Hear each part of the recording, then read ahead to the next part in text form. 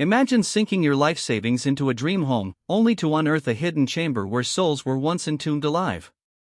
In the scarred heart of post-war Virginia, one man's hammer strike cracked open not just stone, but the veil between earthly justice and divine wrath. What if the ground itself cries out for redemption? In the fading embers of the Civil War, where the soil of Virginia still bore the boot prints of marching armies and the air hung heavy with the ghosts of the fallen, a man named Elias Hawthorne arrived at the threshold of what he believed would be his salvation. The year was 1871, and the nation was stitching itself back together with threads of resentment and fragile hope. Elias, a widower in his early 30s, had scraped together every penny from his days as a cartographer in Richmond, mapping lands torn asunder by cannon fire, charting boundaries that meant life or death for those who claimed them. His hands, calloused from ink-stained quills and the reins of weary horses, now clutched a deed to the forsaken Ashford Manor, perched on a lonely knoll in the shadowed valleys of central Virginia. He had no illusions about the toil ahead. The estate was a relic, its once grand facade now a skeletal frame of peeling paint and sagging timbers, whispering of neglect like a forgotten prayer. Vines choked the verandas, twisting like serpents around columns that evoked the pillars of some ancient temple, fallen, profane. The chimneys, blackened by years of untended fires, loomed against the bruised sky, exhaling faint wisps of decay even in stillness. Elias saw not ruin, but redemption. This land would be his atonement for the maps he'd drawn that sent brothers to slaughter, his chance to build something pure from the ashes of a divided soul. He whispered as much to the wind on his first night there, alone in the cavernous parlor where dust motes danced like restless spirits in the slanting sunlight. The nearest hamlet, Willow's Bend, scarcely more than a cluster of weathered shacks huddled against the relentless march of the Blue Ridge Mountains, regarded his arrival with the wary eyes of those who had learned to distrust outsiders. 40 miles from Charlottesville's bustling streets, Willow's Bend was a place time had overlooked, its single dirt road carving through hills, blanketed in dense forests of oak and pine. The air carried the sharp tang of wood smoke from perpetual hearths, mingling with the earthy musk of turned soil and the distant lowing of cattle echoing like mournful laments. Population hovered around 300 souls, many still bearing the invisible scars of the war, missing limbs, hollow gazes, families fractured by lead and loss. The Methodist chapel, its steeple leaning like a weary sentinel, hosted sermons on Sundays where the preacher railed against the sins of pride and greed, his voice cracking like thunder over the congregation's bowed heads. Elias's neighbors were descendants of the valley's original settlers, families who had clawed homesteads from the wilderness in the 1820s, dividing the fertile acres with handshakes that bound tighter than any legal parchment. Chief among them were the Blackthorne clan, whose patriarch, Jeremiah Blackthorne, had erected Ashford Manor in 1835 as a monument to his unyielding will. The house commanded the landscape from its elevated perch, overlooking meadows that rolled like golden waves in autumn, flanked by a creek that murmured secrets to the stones. The Blackthorns had prospered unnaturally, their coffers swelling while others withered, hiring laborers to till fields that yielded bounties defying drought, expanding the manor with wings that sprawled like the arms of a covetous giant. Whispers in the tavern hinted at darker dealings, pacts with shadowy figures, debts collected with ruthless precision, a family ledger stained not just with ink, but with the metaphorical blood of those who crossed them. Jeremiah had passed in 1860, just as the storm clouds of secession gathered, leaving the estate to his son, Silas Blackthorne, a man whose war service in the Confederacy had left him with a shattered knee and a soul twisted by unspoken horrors. Silas and his wife, Miriam, a pale wraith of a woman with eyes like storm-tossed seas, had abandoned the manor in 1868. They claimed the burdens of upkeep, leaking roofs that wept like penitent sinners, foundations cracking under the weight of time, a well poisoned by some unseen malice. But those who knew them spoke in hushed tones of Silas's night terrors, his refusal to venture near the cellars, Miriam's habit of crossing herself when the wind howled through the eaves, as if warding off divine judgment for sins buried deep. Into this void stepped Elias, his modest fortune of $450, a sum each from years of frugality, sealing the purchase without haggling. The broker in Charlottesville had painted it as a noble ruin awaiting resurrection, and Elias, ever the mapper of potentials, saw the bones beneath the decay. He arrived with his sister, Lydia, a resilient spinster of 28 who had nursed wounded soldiers through the war's carnage, her hands steady where others trembled. Together, they attacked the manor with fervor, Lydia scouring hearths caked in soot that clung like guilt, Elias prying boards loose from windows boarded against unseen threats.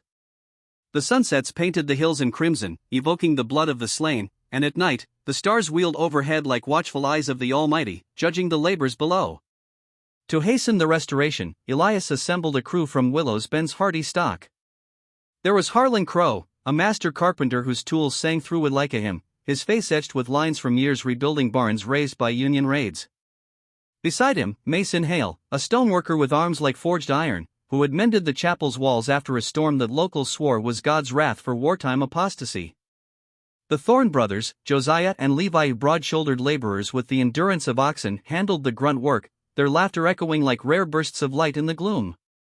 And on Harlan's insistence, they brought in Elder Voss, a grizzled veteran of 60 winters, born in the valley's cradle, his knowledge of its secrets as deep as the roots of the ancient cedars. Voss's eyes, sharp beneath bushy brows, held the weight of unspoken histories, his voice a rumble like distant thunder foretelling storms. Work commenced under June's unrelenting sun, sweat-soaking shirts as hammers rang out in rhythmic cadence, echoing across the valley like the tolling of judgment bells. They tackled the roof first, stripping shingles warped by rain that had seeped in like insidious doubt, reinforcing beams that groaned under the burden of years. The porch, tilting southward as if bowing in shame, was jacked straight, its planks replaced with fresh lumber scented of pine resin.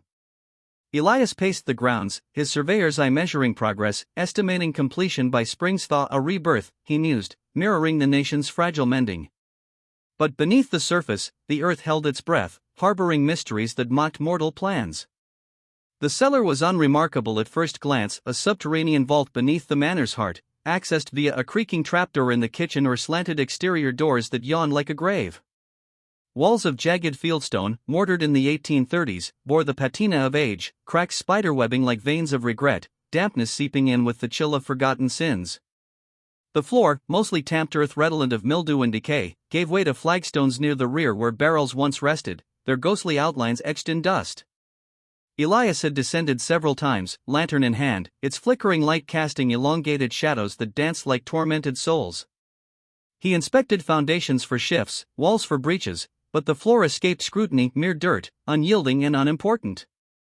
On a sweltering morning in late July, 43 days into the toil, Josiah and Levi were dispatched below to clear rubble amassed against the northern wall, splintered barrels exhaling the sour reek of spoiled provisions, shelves collapsed into jagged heaps, rags disintegrated into moldy shrouds. The air hung thick, a clawing embrace of stone and stagnation, pierced by the drip of unseen moisture like tears of the damned. Levi's boot sank unevenly, the ground yielding with a subtle sigh. He froze, peering down at a patch of soil paler than its surroundings, textured differently, as if hastily concealed. "Josiah," he murmured, voice laced with unease.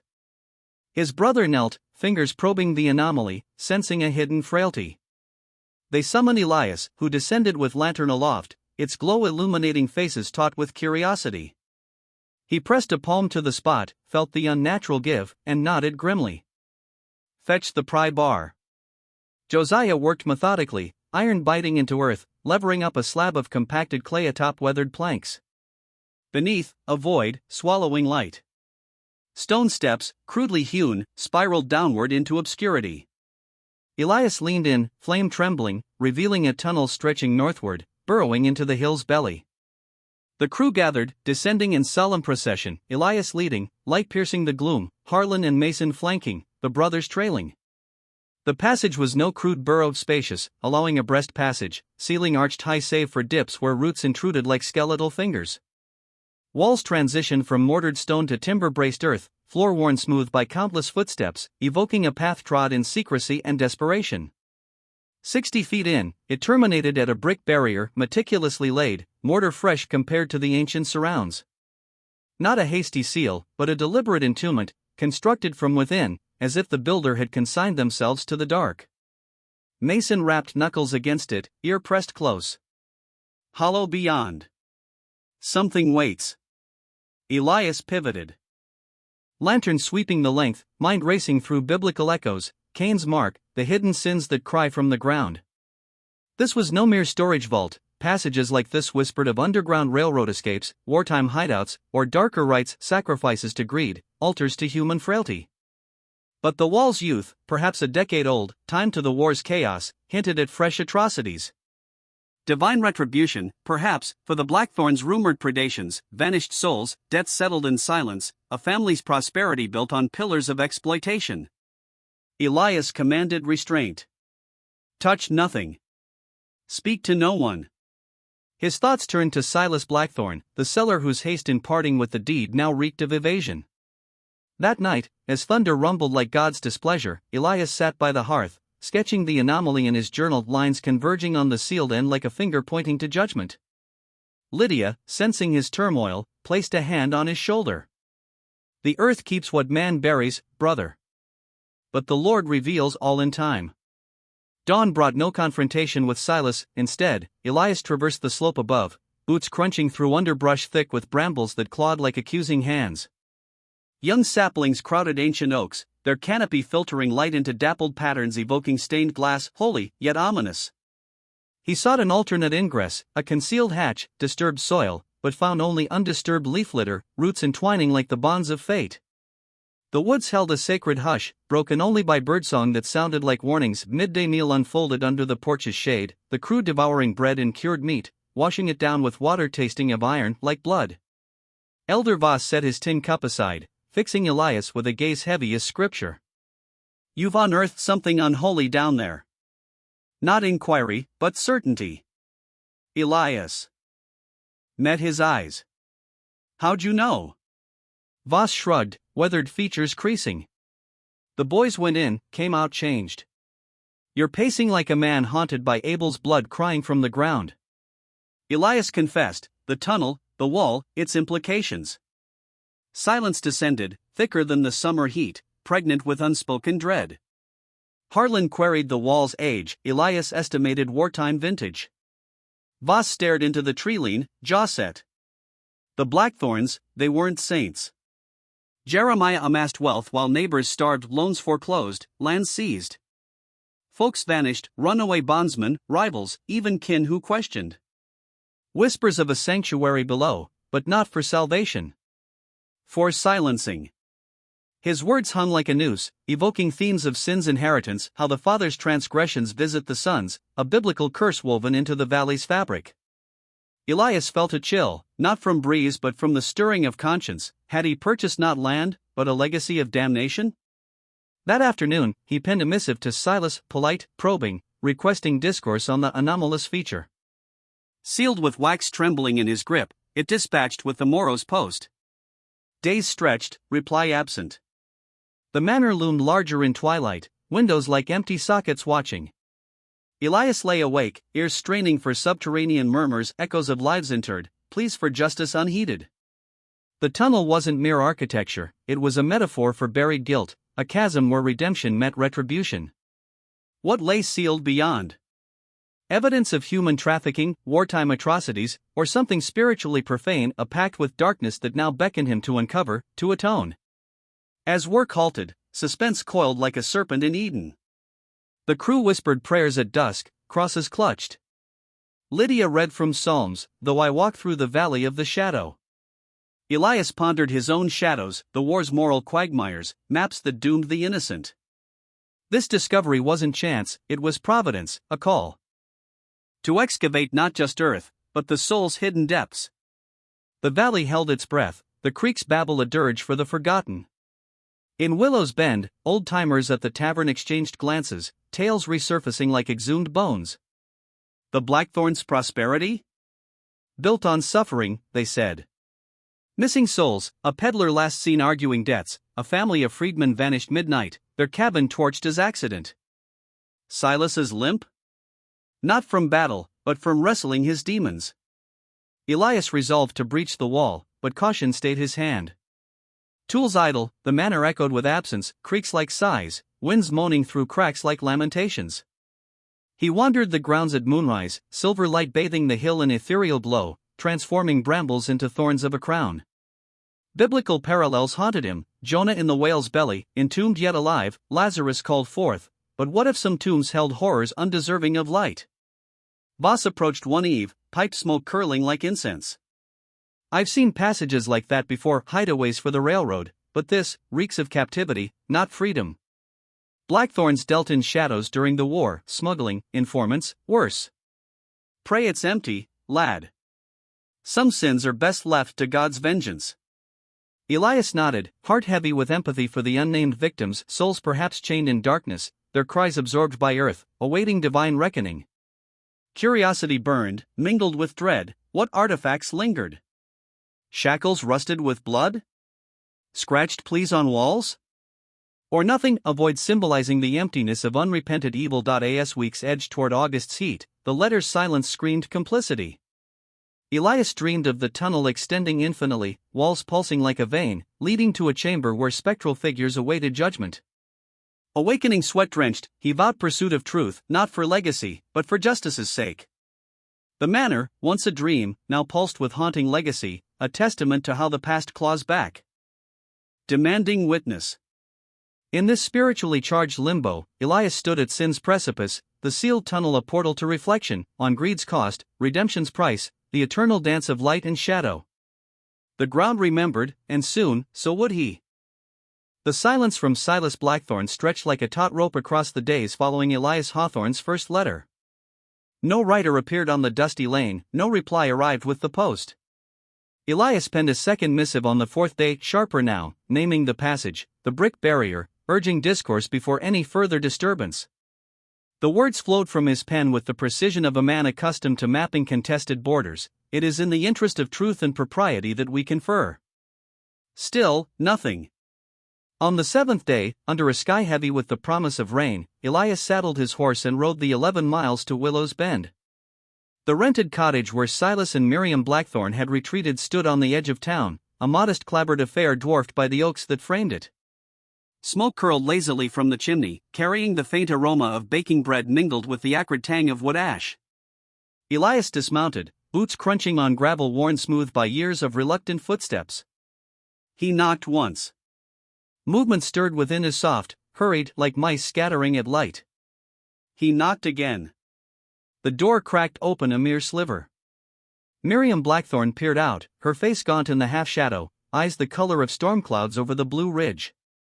Mid-40s, perhaps, but worn thinner by worry than time.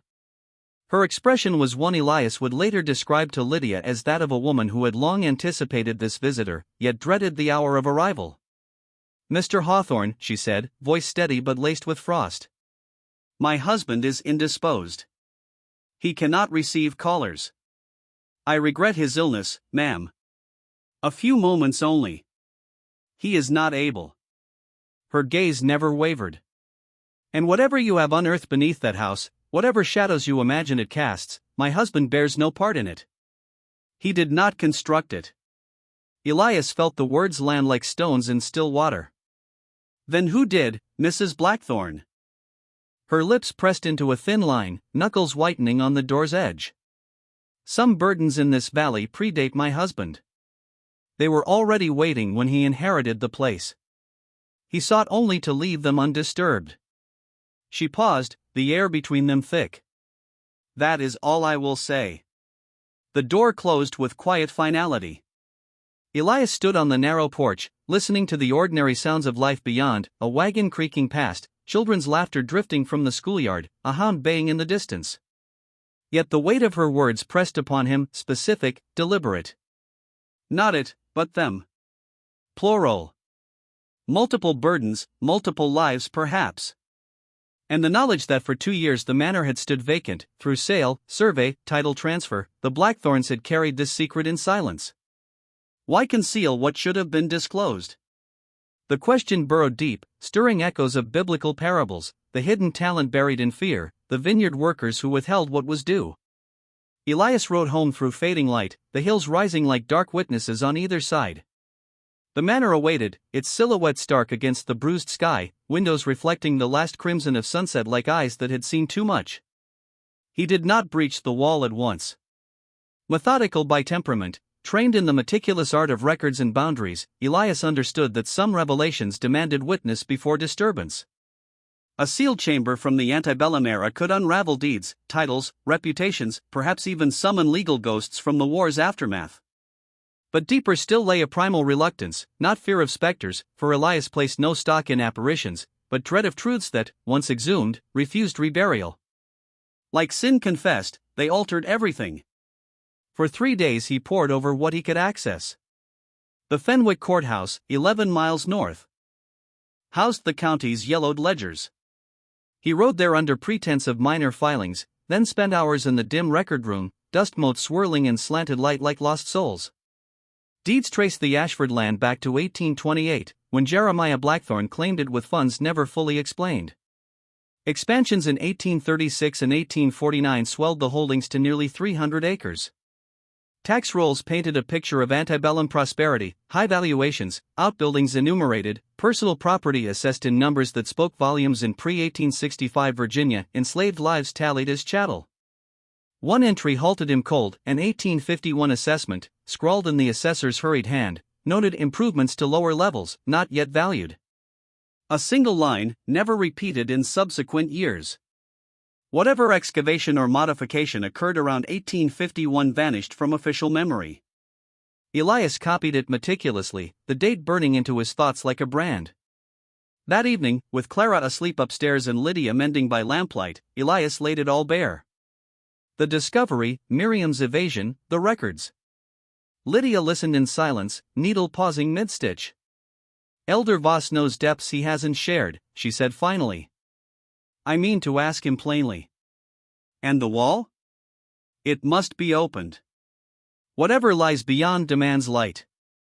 She nodded, eyes reflecting the flame. "Be gentle with what you find, brother. Some wounds the earth heals only in God's time." Dawn brought Elias to the porch before the crew arrived. He waited for Elder Voss, who approached with his deliberate gait, tools slung over one shoulder. Elias intercepted him before he reached the steps. "I need the truth you hold," Elias said. "Not suspicions, what you know." Voss set his burden down, studied the horizon where the tree-line met sky, then met Elias's gaze. 40 years is a heavy ledger. Some pages blur with time. Begin where the ink is clearest. They sat on the worn steps, morning heat already rising, cicadas tuning their chorus in the grass.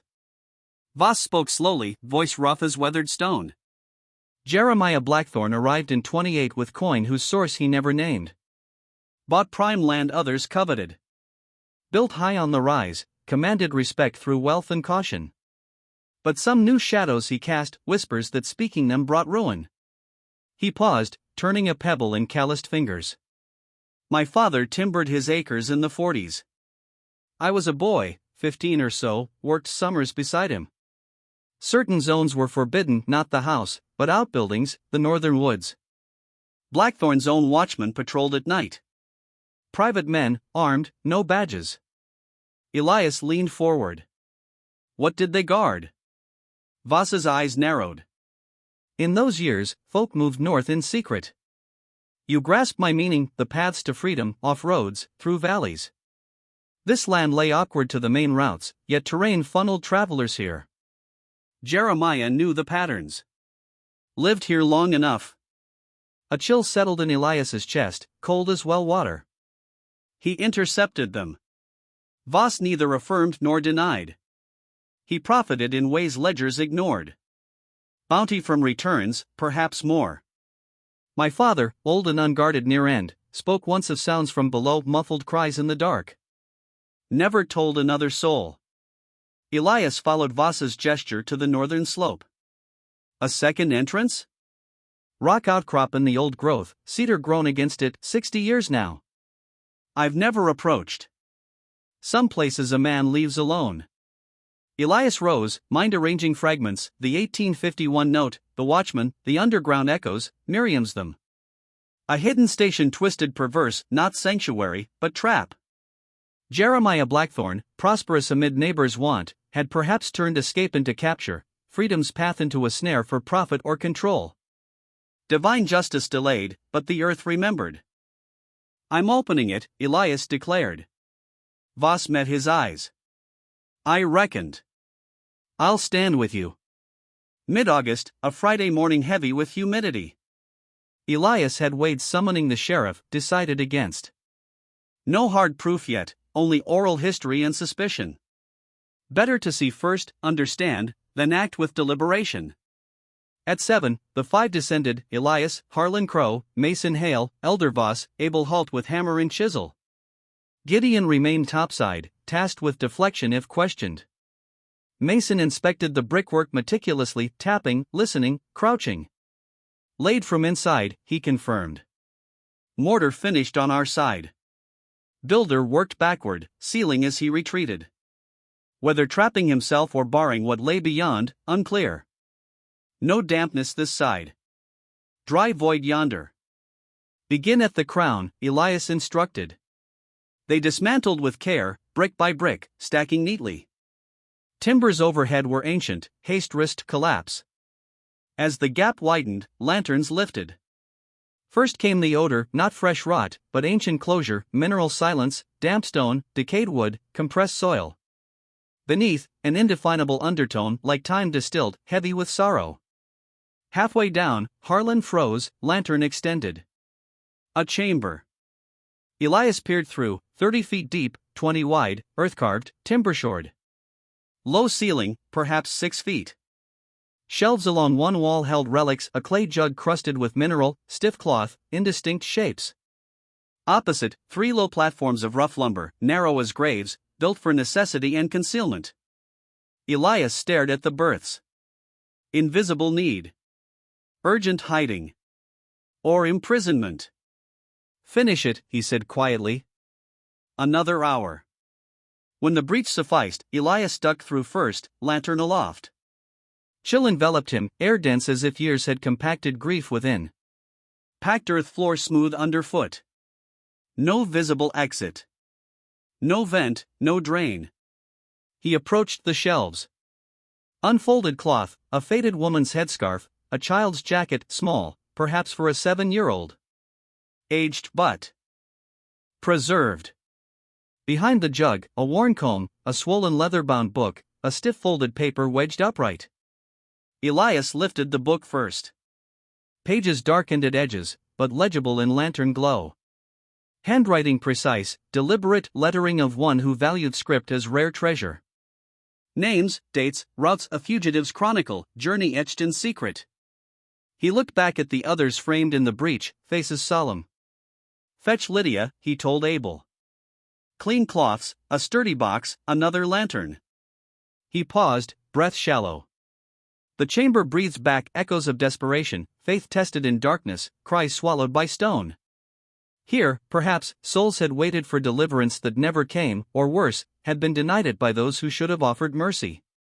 Elias knelt, fingers tracing the book's spine. Themes of redemption swirled: the prodigal's return denied, the unjust steward exposed, the ground crying out like Abel's blood. This was no mere hideaway, it was a perversion of sanctuary, a tomb for the living. Divine retribution had waited decades, sealed by brick and silence. Now, light pierced the veil. As Lydia would soon arrive to cradle these relics, Elias felt the weight of providence. He had bought land, but inherited judgment. The past demanded witness, not for vengeance, but for healing.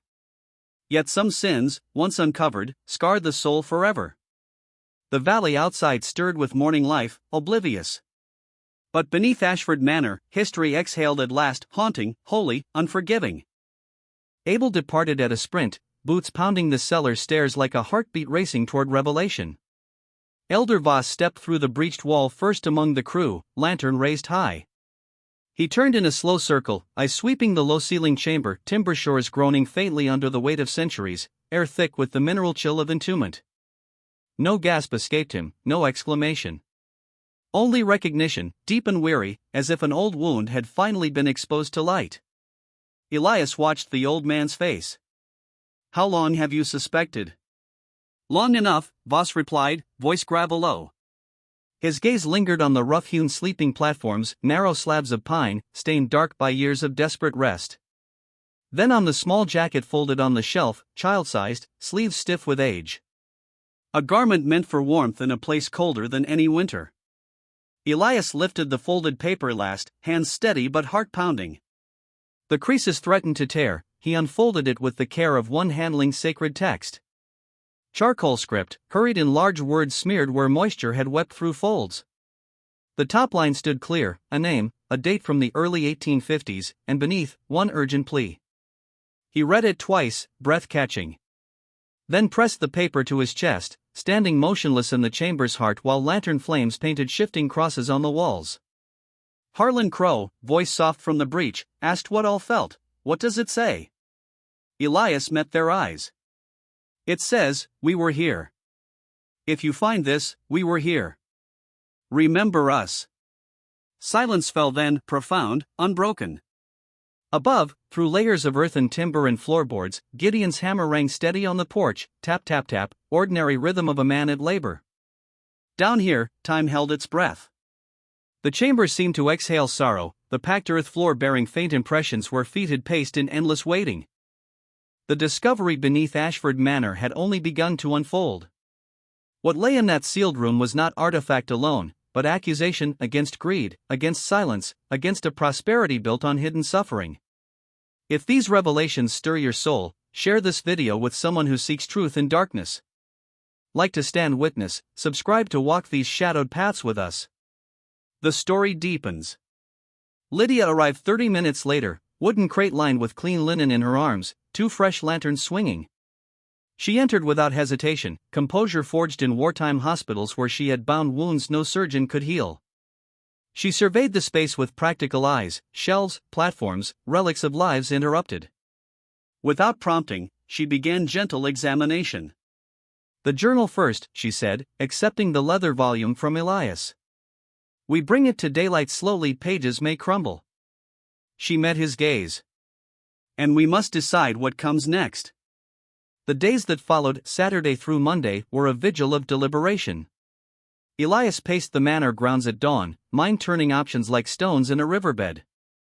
The objects demanded preservation, wrapped, boxed, catalogued. But revelation? That carried peril. Sheriff Drew Calloway in Fenwick Fair, post-war appointee, untainted by old allegiances, loomed as inevitable contact. Yet sequence mattered. Words chosen now would shape inquiries, records, legacies. Descendants of those hidden souls deserved consideration before bureaucracy claimed the narrative legally. The chamber's contents belonged to Elias by deed. No clause in Virginia law addressed moral inheritance from buried sins. He felt the weight, purchaser of land, unwitting heir to judgment. Lydia spent the first afternoon at the kitchen table, thin knife separating adhered pages, turning each with reverence. Notes flowed in her neat hand. The journal spanned months, author unnamed, perhaps.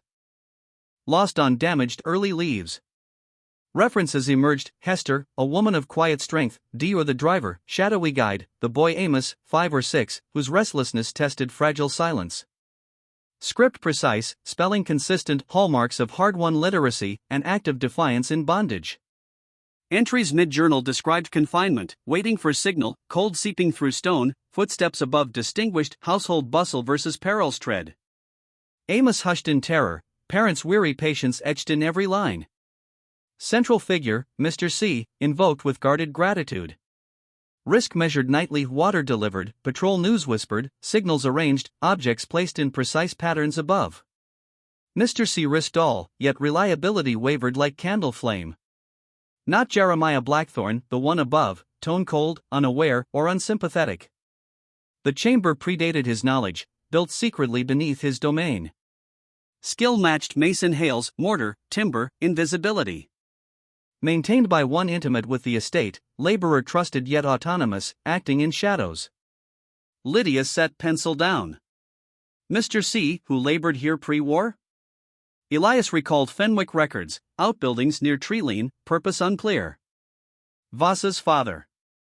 A 1854 deed, 4 acres north slope transferred to a free man of color for services rendered over years.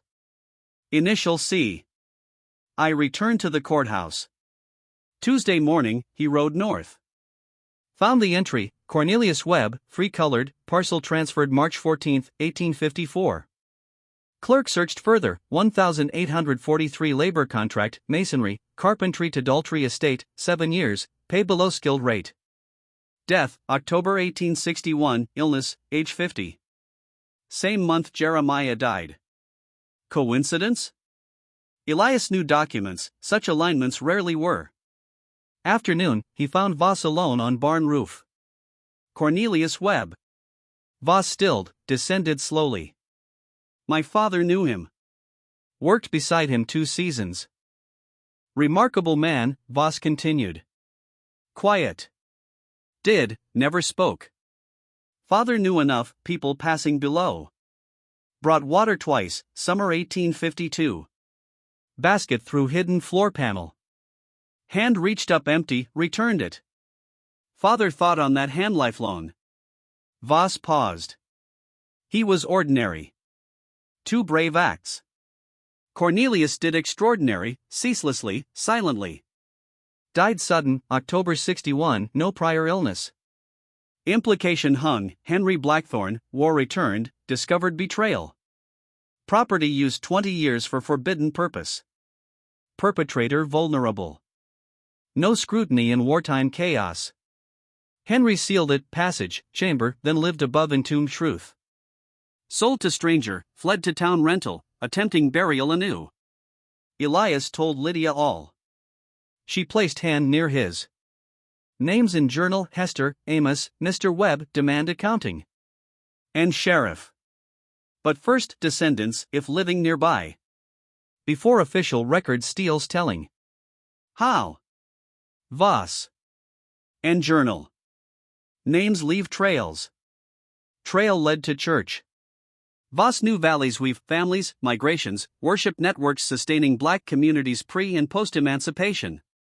Thursday, they rode north to small timber frame chapel, whitewashed, cemetery behind split rail fence. Reverend Harper received them, careful courtesy, watchful civility of 1871 Virginia. Elias spoke plain, purchase, discovery, journal, names sought for rightful honor. Harper listened, silent long. Amos, he said. Young child, early 1850s? Yes. Harper folded hands. A man here, now 25, brought north as boy. Through this county. Small then. Name Amos. The words landed like scripture fulfilled. The chamber's plea, remember us, echoed toward answer. Divine timing, sins long sealed, now surfacing for reckoning. Not vengeance, but redemption, names reclaimed, stories told, justice creeping like dawn over hills. Elias felt the pull of providence. He had unearthed not curse alone, but call, to witness, to honor, to ensure the ground's testimony reached light. The journal, platforms, plea on paper. These were altars of endurance, symbols of faith persisting in darkness. Outside, valley stirred, creek murmuring forgiveness? Or judgment? Inside the chapel, possibility bloomed, a survivor, perhaps, to hear his own childhood echoed from buried pages. The past refused silence. And Elias, steward of its revelation, stood ready to let it speak. Reverend Harper's words hung in the chapel's still air like incense. He was brought by his mother. Her name was Hester.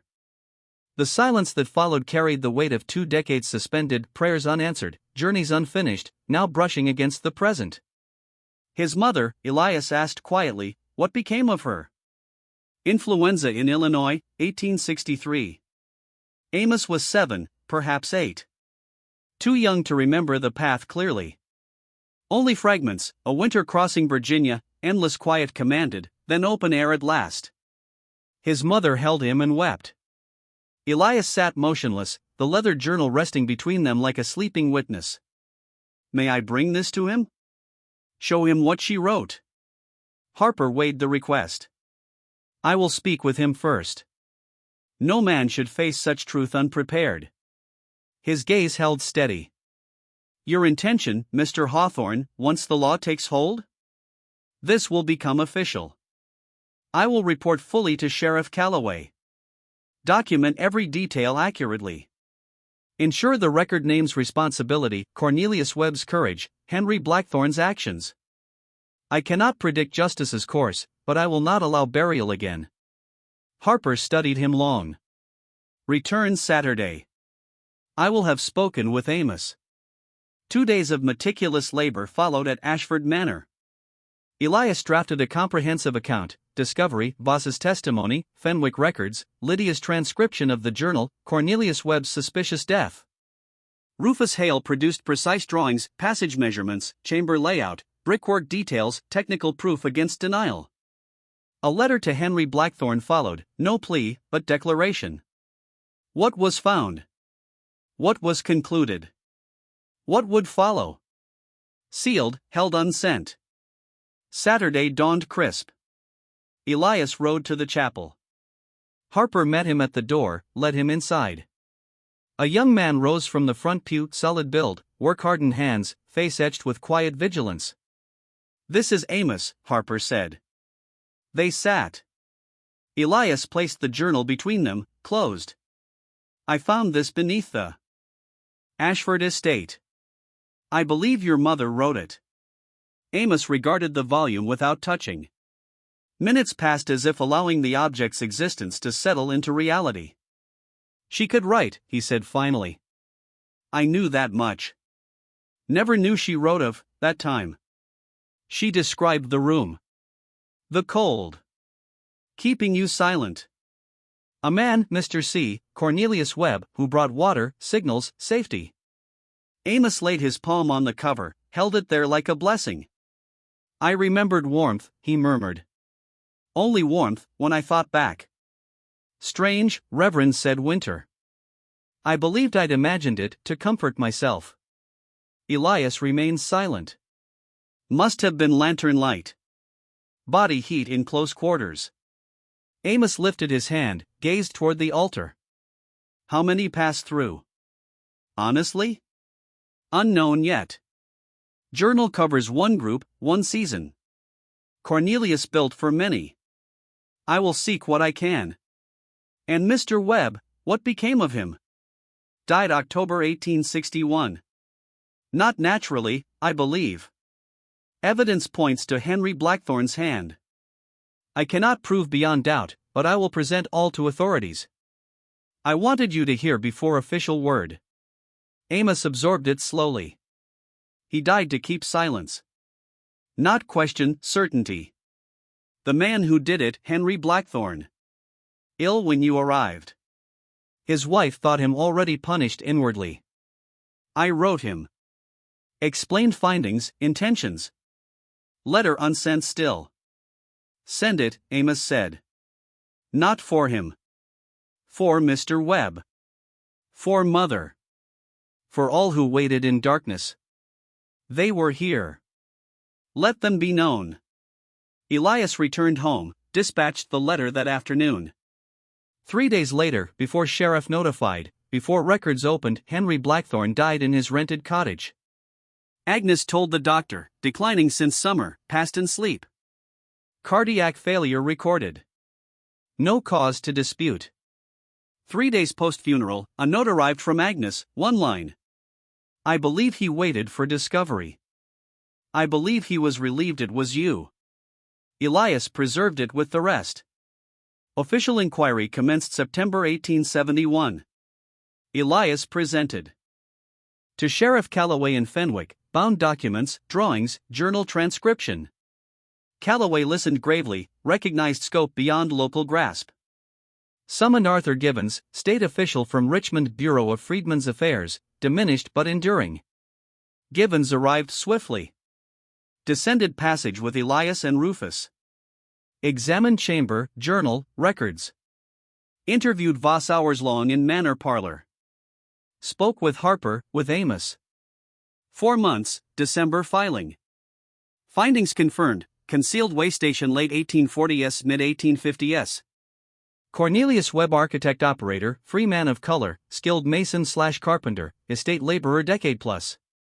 1854 land grant, perhaps hush money, liability shield.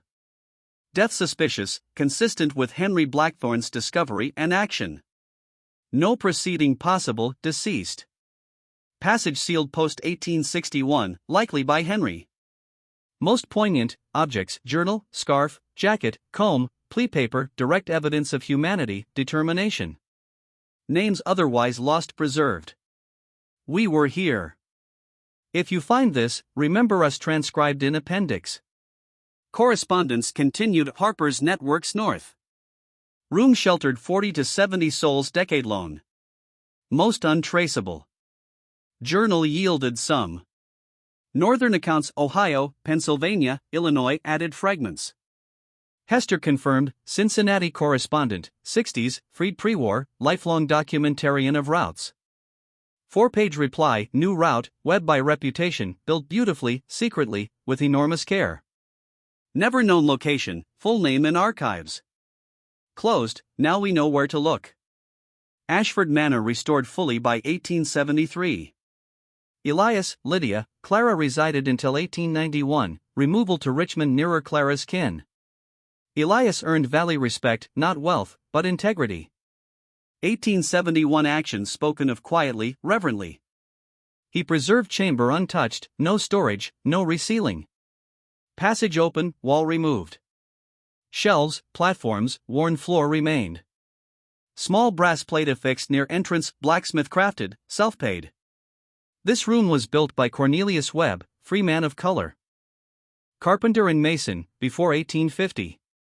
It sheltered those traveling north to freedom. Names partially recorded in journal found here August 1871. Their journey unrecorded officially. They were here. Voss visited 1872, late in lung ailment. Descended alone with lantern. 20 minutes below. Emerged silent, then. My father would have wanted it known still here. Elias nodded. Never forgot that hand, Voss said. Reaching from dark, returning empty basket. Most human thing he saw. Eyes already fading, you did right. Left it open. Died spring following. Elias attended burial, Harper presiding. Valley gathered, white, black, old, young. Amos present, married, son toddling, named Cornelius. No explanation needed, understanding unspoken. Records filed Richmond Archives, Bureau documents, quietly compiled, quietly stored. Not prominent, not schooled. Simply their patient truth, waiting. Manor endured decades post-Elias. Past owners, at least one found plate, grasped meaning. Whether any discovered second object Elias placed beside journal's former rest, not recorded.